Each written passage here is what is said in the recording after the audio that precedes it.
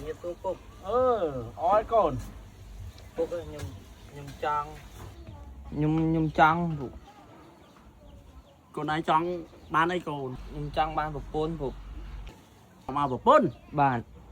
ហើយកូនឯងធ្វើស៊ីអូជិះម៉ូតូត្រាក់រាល់ថ្ងៃហ្នឹងណាតើកូនឯងបានប្រាក់ខែប្រមាណហើយ ខែទៅចូលដែរពុកគេឲ្យបាន150ហើយនៅថែមម៉ោងថែមអីទៅមេគាត់ឡើងឲ្យបាន200ដែរពុក អាឆ្កែប្រាក់ខែ150ចង់បានប្រពន្ធហើយដែលមើលទូរស័ព្ទហើយដែលមើលក្នុងsocial media ឃើញមីអូនមួយកែកប៊ីនកែបេន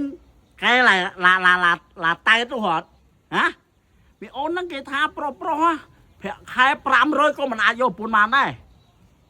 តើតែប្រាក់ខែ1000 2000មិនអាចយកប្រពន្ធបានហើយឯងប្រាក់ខែតែ150សោះចង់បានប្រពន្ធ ងាប់ឯពុកប្រាក់ខែ1000 2000មកខ្ញុំរកបានហ្នឹងអាយុ90ឆ្នាំបាទហើយ អើចុះអាយុ90ចាំយកប្រពន្ធទៅសុខមកក្បាលមកនេះដល់តងហើយតោះនេះចង់បានប្រពន្ធទៅប្រាក់ខែ150សោះចាំអាយុ90ចាំយកប្រពន្ធ